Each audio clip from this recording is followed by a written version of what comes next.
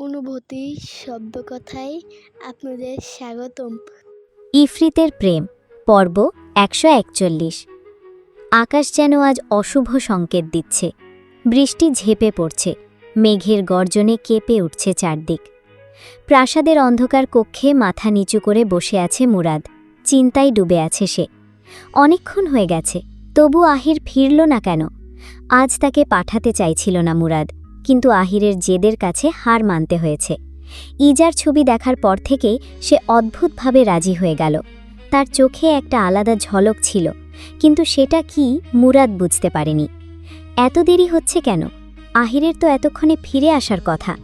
ঠিক তখনই দরজায় তড়িঘড়ি কড়া নাড়ার শব্দ। মুরাদের ভাবনায় ছেদ পড়ে।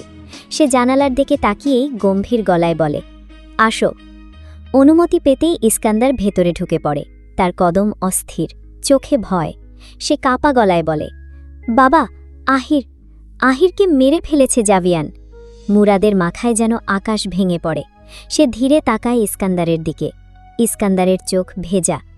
বাবা, খুব নির্মমভাবে মেরেছে ওকে। তার লাশ দেখলে রুহ কেঁপে উঠবে আপনারও। মুরাদ স্থির হয়ে যায়। কয়েক সেকেন্ড কোনো শব্দ বের হয় না তার মুখ থেকে। তারপর ধীরে উঠে দাঁড়ায়। কিভাবে হলো? তার গলা ভারী। ইস্কান্দার উত্তর দেয়, জাভিয়ান ইজাকে খুঁজতে এসে পেয়ে গিয়েছিল। জানি না এত গোপনীয়তার পরও সে কিভাবে খুঁজে পেল, কিন্তু সে শুধু আহিরকে হত্যা করেনি, ইজাকেও নিয়ে গেছে। মুরাদের পা কাঁপতে থাকে। সে আর এক মুহূর্ত দাঁড়িয়ে থাকে না, দ্রুত কক্ষ থেকে বেরিয়ে যায়। ইস্কান্দারও তার পেছনে চলে যায়। ঠিক প্রবল বৃষ্টি আর ঝোড়ো বাতাসের মাঝে অন্ধকার পথ চিরে ছুটে চলেছে একদল অশ্বারোহী। আর সামনে জেহের। ভিজে যাচ্ছে শরীর, পোশাক, চুল, কিন্তু সেদিকে তার বিন্দুমাত্র খেয়াল নেই। তার ঘোড়া যেন মাটিতে ছুঁয়েও চলছে না। লাগাম শক্ত করে ধরে সে শুধু সামনে তাকিয়ে ছুটে যাচ্ছে। পেছনে সিরাক আর কয়েকজন বিশ্বস্ত সঙ্গী প্রাণপণে তার গতির সাথে তাল মেলানোর চেষ্টা করছে। প্রাসাদে ইতিমধ্যেই খবর পৌঁছে গেছে। আরকান মাহিরের রক্তমাখা শেরওয়ানি দেখে অজ্ঞান হয়ে পড়েছেন। রাজবৈদ্য স্পষ্ট জানিয়ে দিয়েছে, এই ধাক্কা তার শরীর নিতে পারেনি। আরকানের হুঁশ নেই অনেকক্ষণ যাবৎ, কিন্তু এসব কিছুই জেহেরকে থামাতে পারেনি। সে থামার পাত্র না, কারণ একটা জিনিস সে পরিষ্কার জানে, মাহির মরতে পারে, কিন্তু যদি মরতেই হয় তা হবে তার হাতে, তার আগে নয়, তার ছাড়া নয়। কারো সেই সাহস হওয়ার কথা না তার শিকারকে মেরে ফেলার। আর যদি কেউ সাহস করে থাকে, জেহের নিজ হাতে তাকে শেষ করবে। জেহেরের চোখে হঠাৎ তীব্র অন্ধকার নেমে আসে। চারপাশের সবাই ধরে নিয়েছে মাহির আর নেই, কিন্তু জেহের বিশ্বাস করে না, করবেও না। যতক্ষণ না সে নিজের চোখে দেখে মাহিরের নিথর দেহ, ততক্ষণ এই কথা সে বিশ্বাস করে না। বৃষ্টির ভেতরেই হঠাৎ তার কণ্ঠ ফেটে বের হয়, মাহির! ঘোড়ার গতি আরও বেড়ে যায়। কোথায় তুই? জবাব দে, মাহির! তার কণ্ঠে রাগ আছে অধিকার, আর আছে এক ধরনের উন্মত্ততা, যেটা সে নিজেও লুকাতে পারছে না। পেছনে সিরাক তাকিয়ে থাকে তার দিকে। তার ভ্রু কুঁচকে যায়। সে এই জেহেরকে চেনে না, যে বিগত ২০ বছর ধরে মাহিরকে নিজের শত্রু বলে এসেছে। আজ সেই তাকে খুঁজছে পাগলের মতো। এটা শুধু খোঁজা না, এটা যেন দাবি। সিরাক বুঝতে পারে না এটা ঘৃণা নাকি অন্য কিছু, কিন্তু একটা জিনিস সে স্পষ্ট বুঝতে পারে, আজ জেহেরকে থামানো যাবে না মাহিরকে না পেলে। জীবিত হোক বা মৃত, জেহের মাহিরকে না নিয়ে ফিরবে না। ইফরিত রাজ্যে যেন একের পর এক অশুভ ছায়া নেমে এসেছে। একটা শোক কাটার আগেই আরেকটা এসে গ্রাস করছে সব কিছু। প্রাসাদের বাতাস ভারী, নিঃশব্দ, আতঙ্কে মোড়া। বাদশাহ আরকানের অবস্থা ভালো না। মাহিরের রক্তমাখা শেরওয়ানি দেখার পর থেকেই তিনি অচেতন।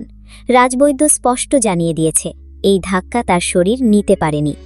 আর বাইরে পুরো রাজ্যে ছড়িয়ে পড়েছে একটাই গুজব, রাজকুমার মাহির আর নেই। এই গুজবটা যেন বিষের মতো ছড়িয়ে পড়ছে, আর সেই বিষ ধীরে ধীরে ভেঙে দিচ্ছে প্রাসাদের প্রতিটা মানুষকে। অরুণিকা জেগেছে, কিন্তু জেগে ওঠাটাই যেন তার জন্য অভিশাপ হয়ে দাঁড়িয়েছে। সবটা জানার পর থেকে তার কণ্ঠ থামছে না। আমার মাহির, আমার ছেলে! তার আর্তনাদে কেঁপে উঠছে ঘর। ইজাকে ফিরিয়ে আনা হচ্ছে, সে বেঁচে আছে, কিন্তু মাহির? এই প্রশ্নটাই তাকে ছিন্ন ভিন্ন করে দিচ্ছে। শেষমেশ কায়সার নিজেই তাকে নিজের জাদু দিয়ে বেহুশ করে রেখেছে। এখন আর কোনো উপায় নেই তার। একসাথে এত কিছু সহ্য করার মতো অবস্থায় নেই অরুণিকা। কিন্তু কায়সার নিজে কি পারছে? তার বুকের ভেতরেও একই ঝড়, একদিকে স্ত্রী, অন্যদিকে সন্তান, সব কিছু যেন ভেঙে পড়ছে তার সামনে। ঠিক তখনই সেনাপতি জাবের এসে খবর দেয় জাভিয়ান ফিরে এসেছে, ইজাকে নিয়ে। এক মুহূর্ত দেরি করে না কাইসার। অরুণিকাকে নিজের ঘরে রেখে বেরিয়ে যায়। তার পায়ের গতি দ্রুত, কিন্তু ভেতরটা অদ্ভুতভাবে ভারী। প্রাসাদের সেই বিশাল হলঘর, যেখানে কিছুক্ষণ আগেও বিয়ের আয়োজন হওয়ার কথা ছিল, সেই জায়গাটাই এখন নিঃশব্দ দাঁড়িয়ে আছে। আর ঠিক মাঝখানে দাঁড়িয়ে আছে জাভিয়ান, তার কোলে অজ্ঞান ইজা। জাভিয়ানের পুরো শরীর রক্তে মাখা, বৃষ্টিতে ভেজা পোশাক শরীরে লেগে আছে, চুল এলোমেলো, চোখে সেই ঠান্ডা ভয়ঙ্কর স্থিরতা। দেখলেই বোঝা যায় সে লড়াই করে ফিরেছে, আর সেই লড়াই সহজ ছিল না। কাইসার ধীরে ধীরে এগিয়ে আসে, প্রতিটা পদক্ষেপের সাথে তার চোখ আটকে থাকে জাভিয়ানের ওপর। অদ্ভুত একটা অনুভূতি তাকে গ্রাস করে, সে যেন নিজেরই একটা প্রতিচ্ছবি দেখছে সামনে, কিন্তু আরও নির্মম, আরও নির্ভীক এক প্রতিচ্ছবি। কাইসার অনেক সময় নিয়মের ভেতরে নিজেকে আটকে রাখতে বাধ্য হয়েছে, কিন্তু জাভিয়ান সেই কোনো নিয়ম মানে না, বিশেষ করে যখন প্রসঙ্গ ইজা। শেষমেশ কাইসার এসে দাঁড়ায় তার সামনে। এক মুহূর্ত নীরবতা, তারপর জাভিয়ান মাথা সামান্য তুলে একেবারে ঠান্ডা নিয়ন্ত্রিত কণ্ঠে বলে, আমি আমার কথা রেখেছি। তার দৃষ্টি স্থির কাইসারের চোখে। আপনার মেয়েকে নিরাপদে ফিরিয়ে এনেছি। এক সেকেন্ড থামে সে, তারপর বলে, এবার আপনার কথা রাখার পালা। কাইসার জাভিয়ানকে কিছু বলতেই যাবে, কিন্তু তার চোখ বড় বড় হয়ে যায় যখন সে ইজার হাত লক্ষ্য করে। ইজার হাতে একটা আংটি, না বাগনাতির আংটি না, সাথে ভিন্ন এক আংটি। আংটিটা দেখেই কেন চেনা পরিচিত লাগছে। আংটিটা কাইসার শেষ কোথায় দেখেছিল? মনে পড়েছে, মাহিরের হাতে দেখেছিল। কাইসার আংটির দিকে তাকিয়ে থাকে, আর আংটি জলজল করতে থাকে। আকাশ যেন তখনও উন্মত্ত। প্রবল বৃষ্টির ধারায় ডুবে গেছে চারদিক, বজ্রের গর্জনে কেঁপে উঠছে পৃথিবী। কিন্তু সেই তাণ্ডবের মাঝেই দূরে এক অন্ধকার প্রাসাদ দাঁড়িয়ে আছে নিঃশব্দে। বাইরে ঝড়, ভেতরে অস্বাভাবিক শান্তি, এমন এক নীরবতা যেখানে নিজের শ্বাসের শব্দও ভারী লাগে। ঘরের মাঝখানে বিশাল একটা বিছানা, সেখানে শুয়ে আছে এক যুবক। তার শরীর জুড়ে ক্ষত, সবগুলোই যত্ন করে ব্যান্ডেজ করা। ছেলেটা শ্বাস নিচ্ছে, ধীরে, ভারী, হুঁশ নেই, তবুও প্রাণ আছে। প্রতি কয়েক সেকেন্ড পরপর বজ্রপাতের আলো এসে অন্ধকার ঘরটাকে এক মুহূর্তের জন্য আলোকিত করে, আর সেই আলোয় স্পষ্ট হয়ে ওঠে তার মুখ, নিস্তেজ কিন্তু বেঁচে আছে। বিছানা থেকে একটু দূরে, ঘরের গভীর ছায়ায় একটা সোফায় গা এলিয়ে বসে আছে এক নারী। এক পায়ের ওপর আরেক পা তুলে নিঃশব্দে তাকিয়ে আছে সে ছেলেটার দিকে। অসামান্য সুন্দর সে, চোখ বাদামি আর কালোর মিশ্রণ, গভীর, অদ্ভুত। চুল লম্বা, ঘন কালো, কাঁধ পেরিয়ে নেমে এসেছে। পোশাক রাজকীয়, নিখুঁত, দামি। তার আঙুলে ধীরে ধীরে ঘুরছে একটা আংটি। সে মাথা সামান্য কাত করে তাকিয়ে থাকে বিছানার দিকে। তার ঠোঁটে ধীরে ফুটে ওঠে এক অচেনা হাসি। তুমি হারাওনি, আমার কাছেই আছো সোনা। সে একটু হেলে পড়ে, হাতটা উঁচু করে নিজের আঙুলের দিকে তাকায়। রিং ফিঙ্গারটা ফাঁকা। এক সেকেন্ড চুপ থেকে হালকা হাসে। সবাই খুঁজছে তোমায়, কিন্তু কেউ পাবে না যতক্ষণ আমি না চাই। তার চোখ আবার ফিরে যায় ছেলেটার দিকে। তার ঠোঁটের কোণে হাসিটা এবার আরও গভীর হয়, আরও অস্বাভাবিক। ধীরে ধীরে সে উঠে দাঁড়ায়। তার পায়ের শব্দ প্রায় শোনা যায় না। এক একটা ধীর পা ফেলে এগিয়ে আসে বিছানার দিকে। বজ্রপাত হয়, আর এক ঝলকে আলোকিত হয় তার মুখ। সেই হাসি যেন সুন্দর না, ভয়ঙ্কর। সে বিছানার পাশে এসে দাঁড়ায়, ধীরে হাত বাড়িয়ে ছোঁয়ায় ছেলেটার গাল। তার স্পর্শ কোমল, কিন্তু তাতে অদ্ভুত এক মালিকানীয়তার অনুভূতি। ঘুমাও সোনা, সে ঝুঁকে আসে সামান্য। অনেক শক্তি দরকার তোমার, কারণ এই যাত্রাটা খুব লম্বা, আর তোমার সঙ্গী আমি। এক সেকেন্ড থামে সে, তার চোখে ঝলক দেয় এক ধরনের উন্মাদনা। আমাকে সামলানো সহজ না, কিন্তু তুমি পারবে। তার ঠোঁট ধীরে বাঁকা হয়। তাই তো তোমাকে এতটা পছন্দ আমার। পরের মুহূর্তেই তার মুখে ফুটে ওঠে এক খিলখিল হাসি। সেই হাসি সরল নয়, ঠান্ডা, তবে হিমশীতল। বাইরে বজ্র গর্জন করে আবার। ঘরটা আলো হয়ে যায় এক সেকেন্ডের জন্য, আর সেই আলোয় দেখা যায় এক পাগল নারী আর তার বন্দী। পর্ব ১৪২। প্রবল বৃষ্টি আছড়ে পড়ছে প্রাসাদের খোলা প্রাঙ্গণে। মেঘের গর্জনে কেঁপে উঠছে চারদিক। বিদ্যুতের ঝলক মাঝে মাঝে আলোকিত করে দিচ্ছে ভিজে পাথরের মেঝে। প্রাসাদের ভেতরের সেই বড় খোলা জায়গায় লোক জড়ো হয়েছে। মাঝখানে ছাউনির নিচে শায়িত আহিরের নিথর দেহ, সাদা কাপড়ে ঢাকা। চারপাশে নীরবতা, শুধু কান্নার শব্দ ভেসে আসছে। একপাশে অচেতন হয়ে পড়ে আছে আহিরের মা, দাসীরা তাকে ধরে রেখেছে কষ্টে। আর একটু দূরে বসে আছে আহিরের বোন আয়েশা, সদ্য বিয়ে হওয়া মেয়েটা, ফুপিয়ে ফুপিয়ে কাঁদছে। তার চোখ লাল, কণ্ঠ ভাঙা, তবুও কান্না থামছে না। ঠিক তখনই বৃষ্টির ভেতর দিয়ে ধীরে ধীরে এগিয়ে আসে মুরাদ। তার পা ভারী, দম বন্ধ হয়ে আসছে যেন। বৃষ্টির পানি তার পোশাক ভিজিয়ে সরিয়ে লেপটে গেছে, তবুও সে থামে না। প্রতিটা কদম যেন তাকে ঠেলে নিয়ে যাচ্ছে এক ভয়ঙ্কর সত্যের দিকে। সে এসে দাঁড়ায় লাশটার সামনে। এক মুহূর্ত সে তাকিয়ে থাকে, তারপর কাঁপা হাতে এগিয়ে যায়, সাদা কাপড়টা সরায়, আর সঙ্গে সঙ্গে যেন জমে যায় সব কিছু। বিদ্যুৎ চমকে ওঠে আকাশে, এক ঝলকে আলোকিত হয় আহিরের থ্যাতলানো বিকৃত মুখ। মুরাদের বুক কেঁপে ওঠে। আল্লাহ! শব্দটা বের হয় খুব ধীরে, প্রায় নিঃশ্বাসের মতো। সে আর তাকাতে পারে না, মুখ ঘুরিয়ে নেয়। তার কাঁধ কাঁপছে, হাত কাঁপছে, পুরো শরীর যেন নিয়ন্ত্রণ হারিয়ে ফেলেছে। এত শত বছর, এত যুদ্ধ, এত মৃত্যু দেখেছে সে, কিন্তু এমন লাশ দেখেনি। এটা তার নিজের রক্ত। আহির তার একমাত্র ভাতিজা, তার ছোট ভাইয়ের রেখে যাওয়া শেষ আমানত, আর সে তাকে রক্ষা করতে পারল না। মুরাদের চোখ ভিজে ওঠে, বৃষ্টির সঙ্গে মিশে যায় সেই জল। সে আবার তাকায়, এবার একটু ঝুঁকে আসে, কাঁপা কণ্ঠে ফিসফিস করে, আহির। পেছনে দাঁড়িয়ে আছে ইস্কান্দার, তার চোখেও জল জমে আছে, কিন্তু সে এগিয়ে আসে না। এই মুহূর্তটা শুধু মুরাদের। মুরাদ গভীর শ্বাস নেয়, হাত বাড়িয়ে আবার সেই সাদা কাপড়টা তুলে ঢেকে দেয় আহিরের মুখ, ধীরে, খুব যত্ন করে, যেন শেষবারের মতো তাকে আড়াল করে দিচ্ছে পৃথিবীর নিষ্ঠুরতা থেকে। 1 সেকেন্ড নীরবতা, তারপর মুরাদ সোজা হয়ে দাঁড়ায়। তার কাঁধ শক্ত হয়ে ওঠে, চোখের জল শুকিয়ে যায়। সেই জায়গায় ধীরে ধীরে জমে ওঠে অন্য কিছু, প্রতিশোধের আগুন। চোখ তুলে তাকায় সে সামনে, তার দৃষ্টিতে এখন আর শোক নেই, আছে প্রতিশোধ। দাঁতে দাঁত চেপে নিচু গলায় বলে, মারিদদের এবার আমি শেষ করে দেব। তার কণ্ঠ ভারী কিন্তু স্থির। ওদের মরতে হবে। বজ্রপাত হয় আকাশে, আর সেই আলোয় দেখা যায় এক শোকাহত চাচা না, এক প্রতিশোধ পরায়ণ শাসক দাঁড়িয়ে আছে সেখানে। আরকানের চোখ ধীরে ধীরে খুলে যায়, শ্বাস ভারী, বুক উঠানামা করছে কষ্টে। হুঁশ ফিরেই প্রথম শব্দটা তার ঠোঁট থেকে বের হয়, মাহির কোথায়?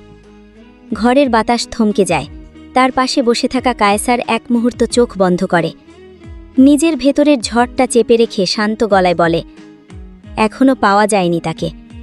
আরকান হঠাৎ উঠে বসে, বুকের ব্যথা উপেক্ষা করে গর্জে ওঠে, পাওয়া যায়নি মানে কি? তার চোখ লাল হয়ে ওঠে রাগে। জাবের করছেটা কি? জাবের? তার কণ্ঠে এমন তীব্রতা যেন পুরো প্রাসাদ কেঁপে ওঠে। কায়সার দ্রুত তার হাত ধরে, থামাতে চেষ্টা করে। বাবা, শান্ত হন, আপনি অসুস্থ। চুপ! আরকান ঝাঁকিয়ে হাত ছাড়িয়ে নেয়। আমার নাতি মরতে বসে আছে, আর আমি এখানে শুয়ে থাকব অসুস্থতার অজুহাতে? তার চোখে জ্বলছে আগুন, কণ্ঠে শুধু রাগ না, অসহায়তা, ভয় আর গভীর ভালোবাসা। কায়সার চুপ হয়ে যায় এক মুহূর্ত। সে জানে এই রাগের মূলে শুধু মাহির। সে ধীরে বলে, তাহলে আপনি কি করতে চান? আরকানের ঠোঁট শক্ত হয়ে যায়, তার দৃষ্টি ঠান্ডা কিন্তু ভয়ঙ্কর। মেরে ফেলতে চাই। আরকান একটু থামে। যারা আমার নাতির গায়ে হাত দিয়েছে, একজনকেও বাঁচতে দেব না। ঘরের ভেতর নীরবতা নেমে আসে। কায়সার গভীর শ্বাস নেয়। তাহলে অপেক্ষা করুন, তাদের খুঁজে বের করতে দিন। তারপর ধীরে বলে, আর আমার সাথে চলুন। আরকান কুঁচকে তাকায়, কোথায়? জাভিয়ান অপেক্ষা করছে। কায়সারের কণ্ঠ এবার নির্লিপ্ত।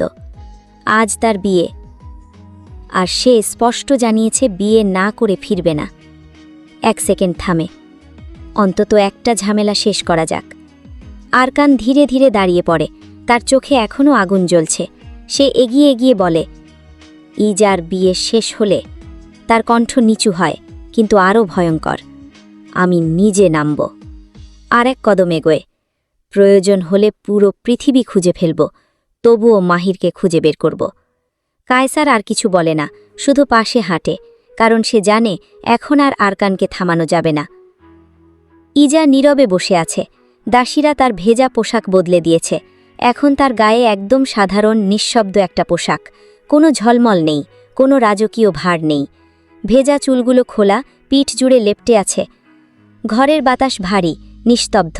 তার পাশে বসে আছে শুধু লুমাইসা। তার মুখ গম্ভীর, চোখে হিসেব। সে ইজাকে কোনো সান্ত্বনা দেয় না, কারণ সে জানে যেখানে আশা নেই সেখানে সান্ত্বনা দেওয়া মানে সময় নষ্ট। কিন্তু তার নিজের ভেতরেই চলছে অন্য হিসেব। তার মেয়ে আর কয়েকদিন পর জেহেরকে বিয়ে করবে। জেহের রাজা হলে তার মেয়ে রানী, এই ছিল তার স্বপ্ন, বহু বছরের পরিকল্পনা। কিন্তু এখন যদি মাহির সত্যিই মারা গিয়ে থাকে, তাহলে দোষটা কি জেহেরের ঘাড়ে চাপবে? যদি চাপেই, তাহলে জেহের কখনোই সিংহাসনে উঠতে পারবে না। আর তার স্বপ্ন শেষ। লুমাইসার চোখ একটু শক্ত হয়ে আসে। এই এক স্বপ্নের জন্যই তো সে সব করেছে। ২০ বছর আগে জাহরাকে সাহায্য করেনি, প্রাসাদ থেকে বিতরণের সময় পাশে দাঁড়ায়নি, এমনকি আজহারের মৃত্যুর সময়ও চোখ বন্ধ করেছিল। সব কিছুই একটাই লক্ষ্য নিয়ে। আজ সব ভেঙে পড়ার মুখে। সে নিঃশব্দে বসে থাকে, চোখে কোনো দুঃখ নেই, শুধু হিসেব। অন্যদিকে প্রাসাদের এক কক্ষে বসে আছে জাভিয়ান, আরকান এবং কায়সার। সেরাথ আসেনি, নিজ রাজ্য থেকেই বার্তা পাঠিয়েছে বিয়ে শেষ হলেই যেন জাভিয়ান ইজাকে নিয়ে ফিরে যায়। দরজার বাইরে অপেক্ষা করছে মারিদ সেনাপতি। বিয়ে শেষ হলেই তারা রওনা দেবে। ঘরের ভেতর বসে আছে কাজী, নিয়মমাফিক প্রশ্ন করে, দেনমোহর কত ঠিক করতে চান? কায়সার একবার জাভিয়ানের দিকে তাকায়, তারপর শান্ত গলায় বলে, যা জাভিয়ানের ঠিক মনে হয়। 1 সেকেন্ড নীরবতা। জাভিয়ান ধীরে শ্বাস নেয়, তারপর মাথা তুলে তাকায় কাজীর দিকে। তার কণ্ঠ ঠান্ডা কিন্তু ভারী। দেনমোহর হিসেবে আমি আমার শক্তির কেন্দ্র থেকে একটি অংশ ছিঁড়ে ইজার নামে বেঁধে দিচ্ছি। ঘরের বাতাস যেন জমে যায়, সে থামে না। আজ থেকে তার ওপর আঘাত মানে আমার ওপর আঘাত। তার চোখ স্থির, আর আমার শক্তির অর্ধেক থাকবে তার নিয়ন্ত্রণে। সে চাইলে আত্মরক্ষায় ব্যবহার করতে পারবে। কাজী স্পষ্টতই থমকে যায়। এমন দেনমোহর সহজে শোনা যায় না। সে একটু ঝুঁকে সতর্ক স্বরে বলে, আপনি বুঝে বলছেন তো? বিষয়টা অত্যন্ত গুরুতর। একটু থামে। আপনার শক্তির অর্ধেক অন্যের নিয়ন্ত্রণে গেলে আপনি দুর্বল হয়ে পড়বেন। আপনার স্ত্রী চাইলে বৈধভাবেই আপনার পূর্ণ শক্তি আপনাকে ব্যবহারে বাধা দিতে পারবেন। আর দূরত্ব বাড়লে এই শক্তির প্রভাবও কমে যাবে। ঘরের ভেতর নিস্তব্ধতা নেমে আসে। জাভিয়ান ধীরে কাজীর দিকে তাকায়, তার কণ্ঠ ঠান্ডা, প্রায় হিমশীতল। আমি না জেনে বলছি না। সে একটু থামে। যা বলেছি সেটাই লিখুন। কাজী আর কোনো কথা বলে না। এরপর শুরু হয় কবুল। এক এক করে দুই পক্ষ থেকে সম্মতি আসে। শব্দগুলো সংক্ষিপ্ত কিন্তু ভারী। সব শেষ হলে কাজী মাথা নিচু করে বলে, আলহামদুলিল্লাহ, আজ থেকে ইজা আল ইফরিত এবং জাভিয়ান আল মারিদ স্বামী স্ত্রী হিসেবে গণ্য হবে। ঘরের ভেতর নিঃশব্দে শেষ হয় একটা বন্ধন। বিয়ে শেষ হতেই নিঃশব্দে ঘর থেকে বেরিয়ে যায় লুমাইসা। এখন ইজা একা। সে একই জায়গায় বসে থাকে, স্থির ও নিঃশব্দ। তার মাথার ভেতর একসাথে অনেক চিন্তা ঘুরপাক খাচ্ছে। মাহির কোথায়? অরুণিকার জ্ঞান কবে ফিরবে? সে কি সত্যি এই অবস্থায় সব ছেড়ে জাভিয়ানের সাথে চলে যাবে? প্রশ্নগুলো থামছে না। ঠিক তখনই দরজা খুলে যায়। জাভিয়ান ভেতরে ঢোকে। ইজা সাথে সাথে দাঁড়িয়ে পড়ে। জাভিয়ান ধীরে ধীরে এগিয়ে আসে তার দিকে। সে শরীরের রক্ত ধুয়ে ফেলেছে, কিন্তু পোশাকের শুকনো দাগগুলো এখনও রয়ে গেছে। সেই দাগে চোখ পড়তেই ইজার বুক কেঁপে ওঠে। এক ঝলকে ফিরে আসে সেই রাত, আজহার। ইজা কিছু বলে না, শুধু দাঁড়িয়ে থাকে। জাভিয়ান এসে একদম সামনে থামে। ইজা চোখ তোলে না। জাভিয়ান হাত বাড়িয়ে আলতো করে তার চিবুক তুলে নিজের দিকে তাকাতে বাধ্য করে। ইজা তাকায়। তার চোখ ভেজা, অগোছালো, ক্লান্ত। এক মুহূর্তের জন্য থেমে যায় সময়। তারপর জাভিয়ান আর কোনো কথা বলে না। সে ঝুঁকে আসে, ইজার ঠোঁট নিজের করে নেয়। চুম্বনটা হঠাৎ কিন্তু দীর্ঘ। দখলদারির মতো শুরু হলেও ধীরে ধীরে সেটা নরম হয়ে আসে। শেষ হলে সে ইজাকে নিজের বুকে চেনে নেয়। এইবারের জড়িয়ে ধরা আগের মতো না। এখানে জোর নেই, আছে ভয় কাটার পরে আঁকড়ে ধরা। ইজাকে কাছে পেয়েই যেন তার ভেতরের সব চাপ একসাথে ভেঙে পড়ে। তার কাঁধ একটু কেঁপে ওঠে।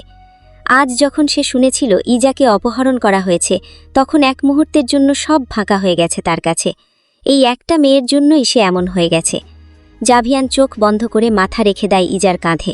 তার কণ্ঠ ভাঙা, অবশেষে তুমি আমারই হলে।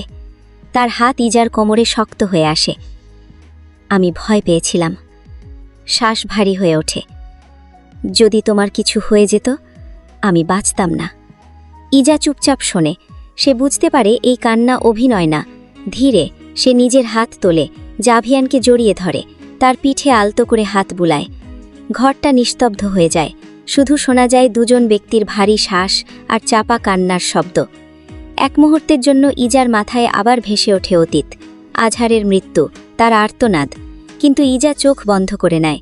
সেই স্মৃতিটাকে সে আর টেনে আনে না, কারণ কিছু জিনিস বদলানো যায় না, হোক আজহার কিংবা আহিল। তাদের পরিণতি যেমন হওয়ার ছিল তেমনই হয়েছে, আর তার ভাগ্যে জাভিয়ান ছিল আর সে তাই পেয়েছে। হয়তো সে নিখুঁত না, হয়তো সে ভয়ঙ্কর, কিন্তু সে তার। আর ইজা নিজের জিনিসকে ভালোবাসতে জানে নিজের মতো করে। সে আলতো করে বলে, জাভিয়ান থেমে যায়। কান্না ধীরে ধীরে থামে, তবুও সে ইজাকে ছেড়ে দেয় না, আরো শক্ত করে জড়িয়ে ধরে। দরজার আড়ালে দাঁড়িয়ে আছে কায়সার। সবকিছু সে দেখেছে। তার ঠোঁটে হালকা একটা হাসি ফুটে ওঠে। এত অশান্তির মাঝে অন্তত কেউ তো শান্তি খুঁজে পেল। অন্ধকার প্রাসাদের লম্বা নির্জন করিডরে প্রতিধ্বনিত হচ্ছে শুধু পায়ের শব্দ, ধীরে মাপা নিয়ন্ত্রিত পদক্ষেপ। বাইরে বজ্রপাত হলেই এক ঝলকে সেই ক্ষণিক আলোয় দেখা যাচ্ছে এক নারী। সে হাঁটছে আর হালকা গলায় গুনগুন করছে কোনো অচেনা সুর। হঠাৎ নিজেকে উদ্দেশ্য করে বলে ওঠে, আমি আধা। সে একটু থামে, তার ঠোঁটের কোণে ধীরে হাসি ফুটে ওঠে, যাকে সবাই চেনে পাগল বলে। সে মাথা সামান্য কাত করে, যেন কথাটা স্বাদ নিচ্ছে। না না, অসুখের পাগল না আমি, নিজের জিনিস নিজের করে পেতে পাগলামি করা পাগল আমি। হালকা একটা হাসি ছড়িয়ে পড়ে করিডরে। সে ধীরে এগিয়ে এসে থামে একটা দরজার সামনে, আঙুল দিয়ে দরজার গায়ে আলতো ছোঁয়া দেয়, ফিসফিস করে বলে, আমি পাগল রাজকুমারী আধা মুরাদিয়া। তারপর কোনো তাড়াহুড়ো ছাড়াই দরজাটা খুলে দেয়। দরজা খুলতেই ভেতরের অন্ধকারে চোখ সয়ে আসে ধীরে। বিছানায় শুয়ে থাকা ছেলেটা এখন জেগে আছে, শরীর দুর্বল, ক্ষতবিক্ষত, তবুও তার চোখে সতর্কতা। সে তাকিয়ে আছে সরাসরি আধার দিকে। দুজনের চোখ এক হয়। এক মুহূর্তের জন্য সময় থেমে যায়। তারপর আধা যেন কিছুই হয়নি এমন স্বাভাবিক ভঙ্গিতে বলে, উঠে গেছো সোনা। তার কণ্ঠে অদ্ভুত কোমলতা, যেটা পরিস্থিতির সাথে একেবারেই মেলে না। সে ভেতরে ঢোকে, ধীরে দরজাটা টেনে বন্ধ করে দেয়।